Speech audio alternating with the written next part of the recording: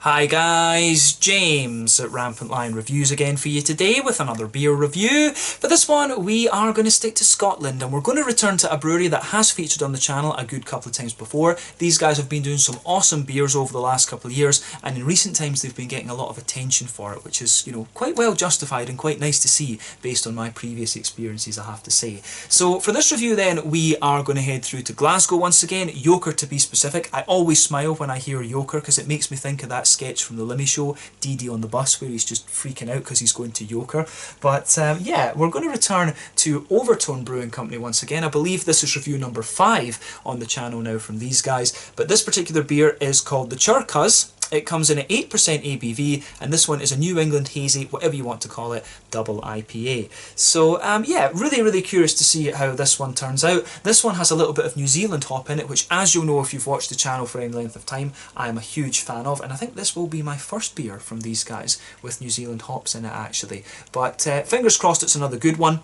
The New England Azaka that I had from these guys maybe about a year and a half ago, something like that now, that was very good, and it seems to be the hazies that have really put this brewery on the map actually, but of course that is what's popular at the moment actually.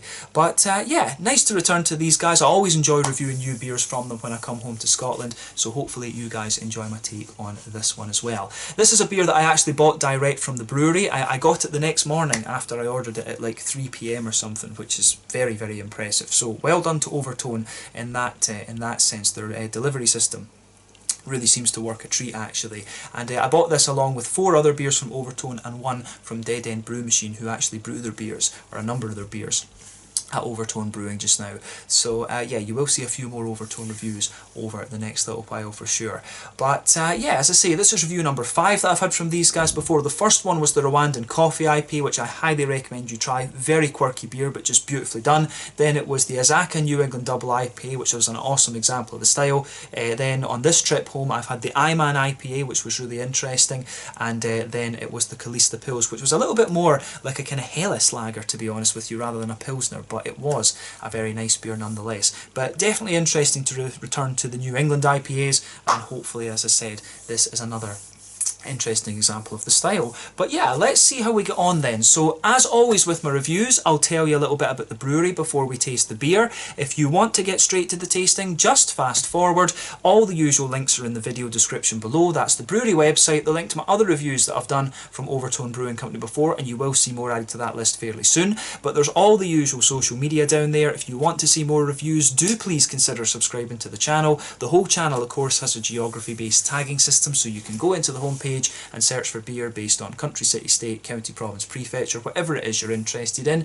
Do check out the playlist of beers from different countries. There is one there for all the Scottish beers that I've reviewed for you. That's being added to quite regularly at the moment because I am at home in the motherland for a little while, which is always nice. And as always, please do get in touch and let me know some of the other beers and breweries that you guys would like to see me review. It's always great to hear from you guys that are watching the videos, and the support that you show the channel is hugely appreciated. So anyway, to tell you a little bit about Overtone Brewing then, on to my brewery notes. So Overtone Brewing, as I've mentioned to you already, are based in Glasgow, Yoker to be specific, and they were founded back in 2018 by Bo Wei Wang, who is originally from Beijing in China. So he'd been a home brewer for a number of years before founding the brewery, and the name of the brewery comes from Bo Wei's love of music. So Bo Wei hired Dan Miller, who is originally from New Hampshire in New England, over in America as his head brewer, and he previously worked as a head chef and also as a brewer in England, New York, and also in Scotland as well for 6 Degrees North. Lovely Belgian style brewery. They brew in Lawrence Kirk, but their main operations are kind of around Stonehaven, I guess you could say. But a brewery that I do recommend you check out actually. But also involved in the brew team is Martin Conahan. He's worked in the craft beer scene in New Zealand for a number of years as well, and he also takes part in the brewing and does various other little bits and bobs around the brewery as well. But the brewery itself can be found in the New Albion Industrial Estate in Yoker near Renfrew and Clydebank, just over to the kind of western part of the centre of Glasgow. But the brewery actually don't have a fixed range of beers, and they're always experimenting with different things, but you will see certain beers being rebrewed that have proved to be very popular. Ouija, Oft, and various other things actually. One of the beers that I bought in this box actually was a rebrew apparently. But yeah, it's nice to see that certain beers are making a comeback, and I guess that's one thing that these guys probably will need going forward, is a kind of signature beer. Actually, they will need one IPA that is their kind of signature thing, actually, and I'm sure as they progress and go on, they may well build a core range such as you know, like Cloudwater did. But yeah, very, very interesting brewery, this one. As I've said, they are mainly brewing IPAs and stuff, but there are different styles of beer in there, and I look forward actually to seeing what these guys do as they progress. But they, you know, they're producing different things, and as of January 2021, not December 2020, as of January 2021, when I'm filming this review for you, they've produced just over 60 different kinds of beer according to Untappd. So yeah, that's all I can really tell you about Overtone Brewing for the moment. If you want to learn more about these guys, you can check out the brewery website, you can follow them on Facebook and Instagram to keep up to date with all the latest goings on, and you can check out the Rate Beer, Untappd and Beer Advocate pages to learn more about all the different beers that they've done. So yeah, let's get on and actually have a taste of this beer then. Very, very curious to see what this one has in store for us. So as you can see, it's this typical kind of almost kaleidoscope type or cutout. You know, it reminds me of these kind of things where you used to fold up the paper and cut triangles and stuff out of it. This artwork really reminds me of that. You get a lot of this on the Overtone beers. It is very nice, actually. They never say who actually designs the artwork on the beers, actually. That would be quite cool to know. But it says on the side here, this one is a loaded New England IPA with New Zealand hops, Motueka and Nelson Sauvin. Light and fresh with tropical fruits, citrus and overtones of mango and gooseberry. So yeah, should be pretty damn good. But like I said, this one is an 8% New England hazy, whatever you want to call it, double IPA. The malts in this one are Golden Promise, Golden Naked Oats, Regular Oats and Wheat. It uses a London Ale yeast number 3. And the hops are Motueka and Nelson Sauvin. Nelson Sauvin, as we know, is about 16% alpha acid, lovely big white green grapey notes out of it, and Motueka from memory is more of a kind of limey hop. I always remember that being compared to like you know, it's actually it's not a million miles away from Equinaut, to be honest, but a little bit more kind of oily, if you like. But I always remember getting a lot of limey flavours out of Motueka, so I'm curious to see where the mango comes out of this one. So yeah, I think this should be a really, really interesting beer, this one. 440ml can. I think I paid about £6 or something for this can, come to think of it. So that is roughly about €7, maybe $8 American these days, something like that. And for those of you watching in Sweden, £6 will be about 72 Swedish kroners, a little bit less than that, maybe about 70 to be honest. But yeah, nicely presented beer, this one, as you always get from Overtone Brewing Company. There you can see the data part of the beer. My light is reflecting off it though, of course, because it's a shiny can. But yeah, let's get this guy out and we'll get on with the tasting then. Very, very curious to see what this beer has in store for us. I think this one will be pretty damn nice. So let's get it out and get on with the tasting then. There we go. So as I was saying to you earlier, this brewery have been getting a lot of attention at the moment, and I think the main reason for that is that their beers have been going down to England, which they hadn't done before. You know, I've discovered this brewery maybe about 18 months ago, something like that, when I was through in Glasgow at Valhalla's Goat, and they told me, you know, or was it the Wee Beer Shop? It was either the Wee Beer Shop or the Good Spirits Company, something like that.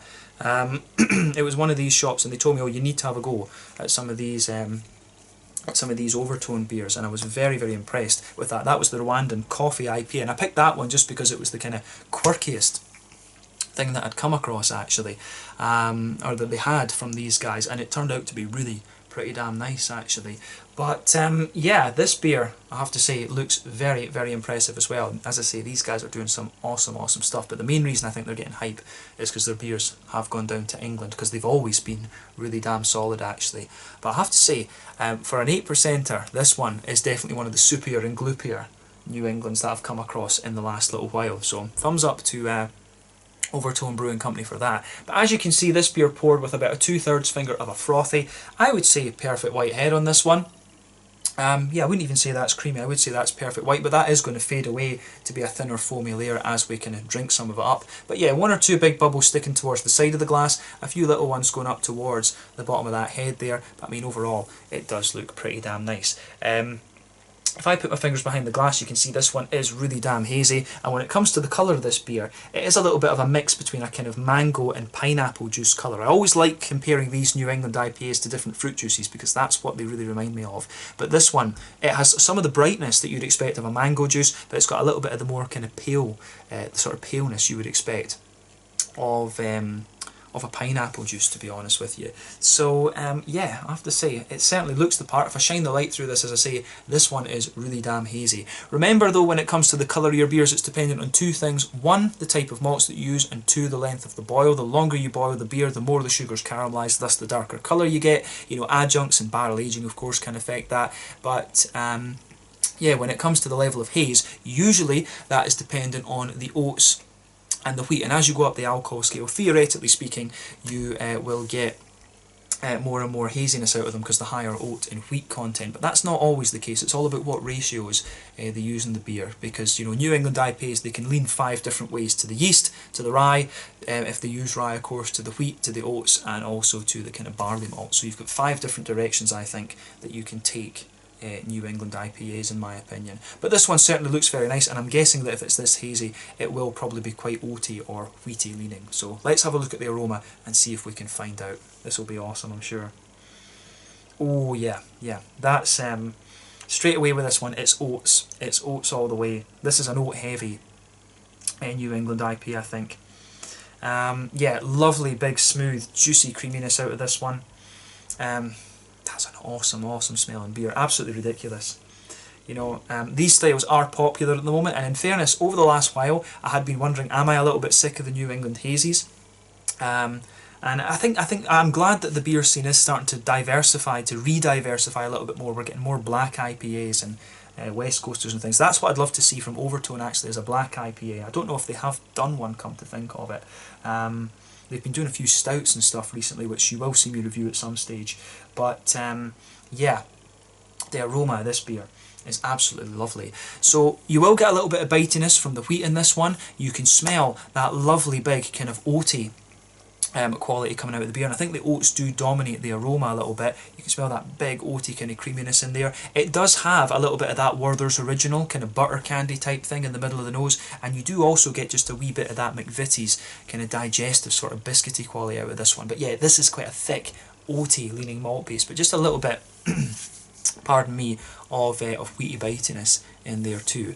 But overall, I think the malty side of this beer is mainly oaty, so this is probably comparable to the likes of the Treehouse beers. Over in the States, you know, Treehouse are probably the OG oaty, meaning New England IPAs, I would say. But the malty side of this beer is beautiful, and I like focusing on the malt a little bit, the Scottish sweet tooth and all of that, as I've told you before. You can see the head has just faded away now. But yeah, it certainly looks the part for sure. But yeah, let's have a look at the hoppy side of the beer then, because the New England IPAs are of course all about the hops.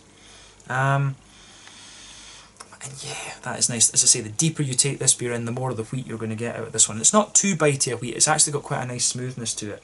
But yeah, on the green side of things, this beer again is quite soft actually, so that indicates that most of the hops will have been used as late addition hops. Remember, when you add the hops early on, you're going to get more of the bitter qualities and floral and spicy things.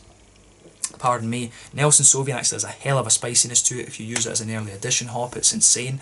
But yeah, you're getting a really soft grassiness out of this one for me. This beer, it does have a wee bit of an aromatic backbone to the green component, but really it's leaning towards those soft grassy notes. Tiny little bit of earthiness perhaps, but not a lot. The green component of this beer for me, it does have a nice little deep floral aromaticity to it that builds. But yeah, you definitely start to get more of the grassiness, I think, the more and more that you smell this beer. But yeah, it does come together really quite nicely, to be honest with you. The malty and the malty side of this beer and the green components are going together very well. But yeah, there's not too much else to say on the green side of the hops, to be honest with you. When it comes to the fruity side of things though, it is absolutely lovely. It's Nelson Sauvin all the way. You know, you get that lovely big sort of white green grapey sort of thing out of it. You've got that more limey Motueka underneath as well. The Motueka notes are a little bit more oily, if that makes sense, and the Nelson Sauvin, the white green grapes, are far more kind of just lighter, if that makes sense. They say that you get mango out of this. I mean, you do get a wee bit of that out of it, in fairness, and I'm wondering where it would kind of come from, to be honest. Would it be the Motueka? I don't think it would be the Nelson Sauvin that's going to give you mango.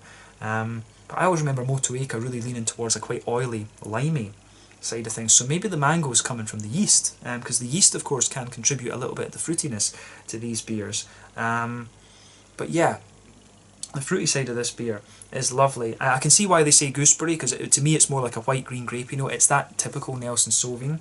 But then, as I say, you've got a nice oily, limey character in there. The lime almost gives the beer a little bit of zestiness right on the front of the nose. But yeah, quite an oily, but still quite juicy, fruity character to it. And there is a little bit of a kind of almost papaya mango type thing in there as well. So there is a wee bit of a tropical fruit hint to this one, which is interesting. I would surmise that that's coming from the yeast rather than the hops, though. Motueka, as I say, is more limey in my experience, and then the Nelson Sauvin is all about the big white-green grapes, actually. So yeah, a really interesting aroma for this one. As I always say, take a little bit of time and just enjoy that before you get stuck into it. But we are going to try this beer now. I'm really, really curious to see what this has in store for us. So this one is the Chur Cuz. Chur, of course, is a Kiwi way of saying cheers, from what I understand. And there's a brewery in Sweden that called that the Nordic Kiwi Brewery, now Northern Exposure Brewing Company. They always used to say Chur on their cans. That's how I learned that. But yeah, let's get stuck into this one and see how we get on. Slàinte, skål, cheers.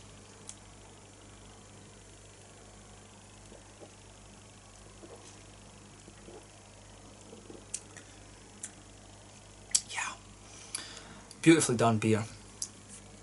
Beautifully, beautifully done beer. Not surprised. Definitely not surprised about this. The New England Azaka that I had from these guys, yeah, 18 months ago, was a really, really nicely done beer. And this one follows on in the same light. Absolutely. Absolutely lovely stuff.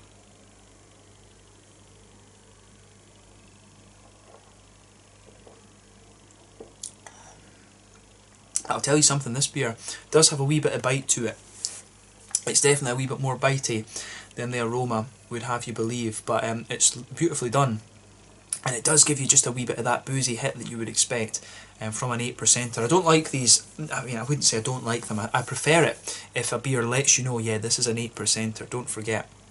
I do like them to just let you know, to give you a wee bit of the bite, and this one certainly does that. This gets a big thumbs up from me. This is really right to my taste, the more oily, fruity New Zealand hops in this one. And yeah, they're just, pardon me, they're just really, really nice, to be honest with you. This is a solid beer, and if they're producing things like this, you know, across the spectrum and all the different things they're doing, you can see exactly why these guys are getting hyped at the moment. Absolutely.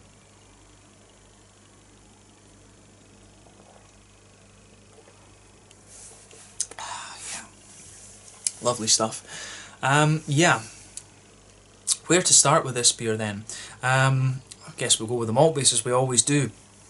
But yeah, straight away in this beer, across the middle of your palate, you get that lovely sort of white bready base to the beer. You get that pale malty quality, that just blankets the middle of your palate. I don't think this one actually has pale malt in it.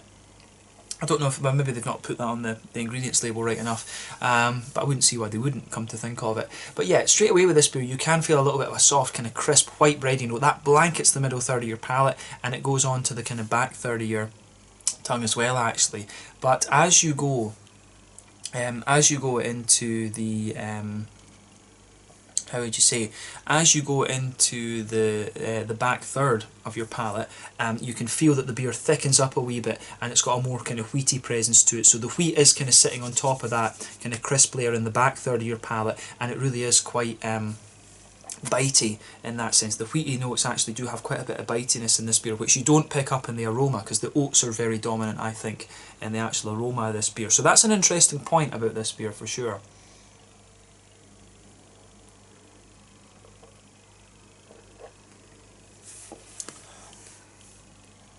But yeah, I really like how that goes together for sure.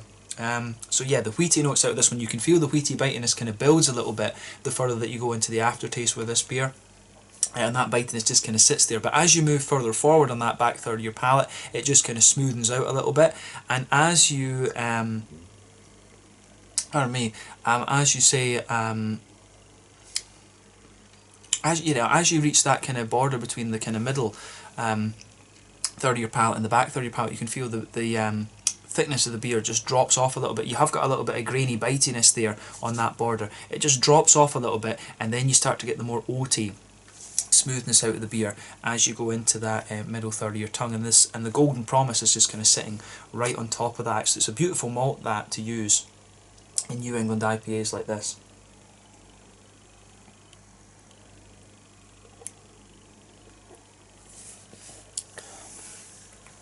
But yeah, this is very, very nice in that sense. So yeah, in the middle third of your palate, as I say, you can feel the nice oaty smoothness and creaminess sitting on top of that kind of more pale malty sort of crisp bready base that the beer has. And then right in the centre of your palate you get a little bit of that Werther's Original type butter candy out of it, and as you move out towards the sides of the palate you get a little bit more of that kind of biscuity McVitie's digestive sort of thing there. That's not too prominent, to be honest with you, but it does feel as if the brown sugars get just a little touch more grainy and biscuity towards the edge of the palate, and I really like that about this beer for sure. But yeah, I think that covers the malt base pretty nicely. It doesn't do anything unexpected for this style. This is one of these beers that is not anything unusual for the style actually. It's just really damn well crafted. It's crafted really damn well. So yeah, thumbs up, massive thumbs up to Overtone Brewing once again for this awesome stuff. But yeah, on the hoppy side of things then, so if you go to the back corners of the palate, you've got a nice little bit of you do have a nice little touch of earthiness there, but as you move further forward along the sides of the palate, the beer does get a little bit more very quickly it becomes quite floral and aromatic, and it's almost quite spicy actually, so you can feel that that spiciness really does build as you move towards the kind of front corners of your palate actually. I wouldn't describe it as resinous, but I would describe it as big and floral and aromatic and spicy as well. It really does get a little bit of spiciness on that front corner of the palate, but as you move round the front curve of the tongue, the beer is definitely lighter and grassy, and I really like how that side of it goes together as well.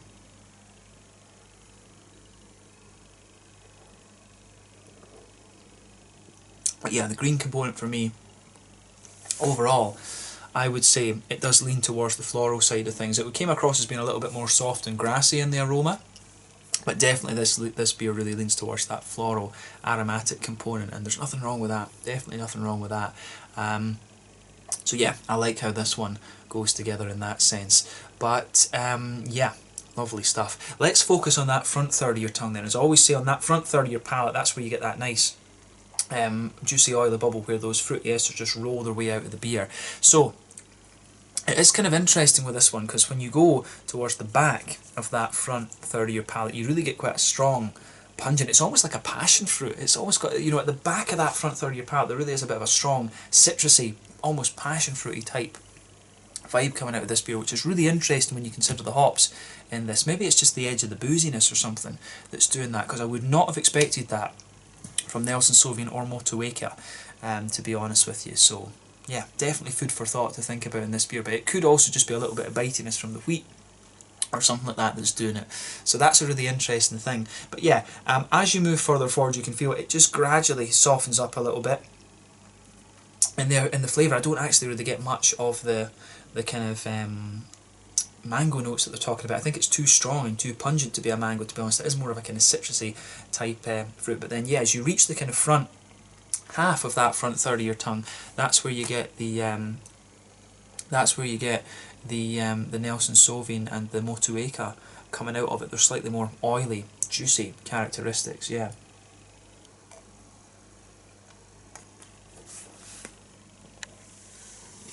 So yeah, on that front third of your tongue, you've got a lovely, just, how do we say, you've got just a lovely kind of, you can feel the white green grapey notes of the Nelson Sauvin just kind of sitting there, and you can see, I can see why they say gooseberry in this, because the beer does oil up a little bit more the further you go into the aftertaste, particularly on that front half of the front third of your palate. So that is very, very nice, and I love how that goes together. But yeah, it's awesome. It really is very, very nice. But yeah, you can feel on the front, on the very kind of front tip of your tongue, you can feel the more limey notes from the Motueka sitting in there, and yeah, I definitely like how I definitely enjoy how that goes together in this one.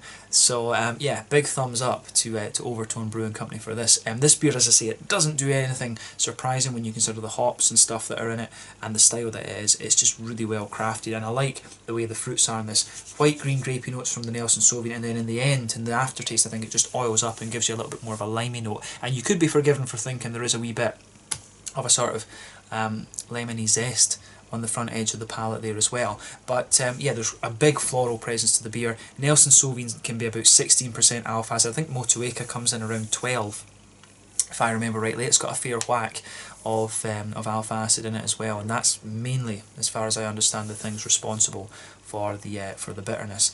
But yeah, so it's a lovely, lovely beer, this one, and I highly recommend that you try it. I like the kind of New Zealand side of it. But yeah, further into the aftertaste, the green side comes out a little bit more. Some of the bitiness of the wheat shows itself, and you do get a wee bit of sweetness showing its head too. But yeah, on the mouthfeel side of things then, just to round off the review,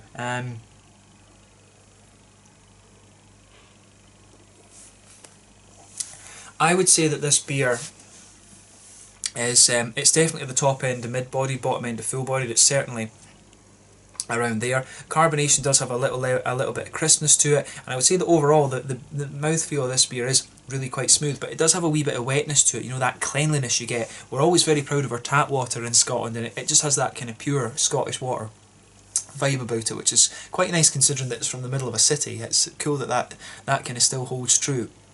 But yeah, the stuff that you get out of this beer, the kind of mouthfeel of this beer as well, really kind of suits it. In terms of hoppy bitterness, what would we say about this one?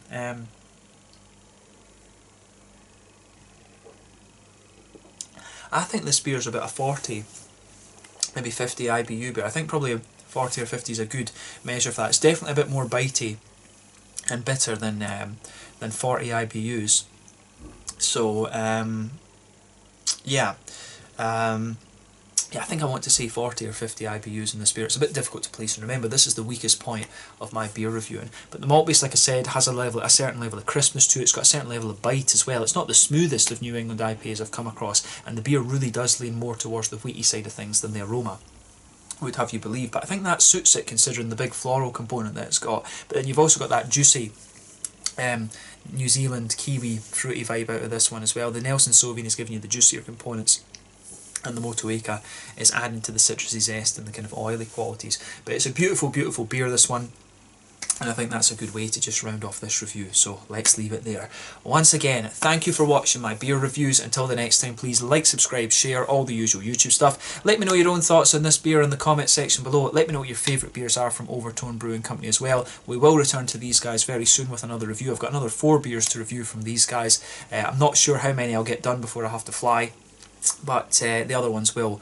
Probably the darker ones might stay until February during my next trip home. But yeah, this one was the Chur, an 8% New England double IPA from Overtone Brewing Company in Yoker through in Glasgow. Awesome stuff, and this is definitely one of the Scottish breweries to watch at the moment. They're getting a lot of hype at the moment, and it's definitely justified. Make sure you check out their website, follow them on Facebook and things, and do check out all my usual social media and things like that as well. Let me know some other beers and breweries that you want to see me review, and I will catch you guys on the next review. Slàinte, skål, cheers, thanks for watching, and do make sure you check out the Overtone Brewing Company and the Chur if you can get the chance. Awesome stuff, this. Cheers.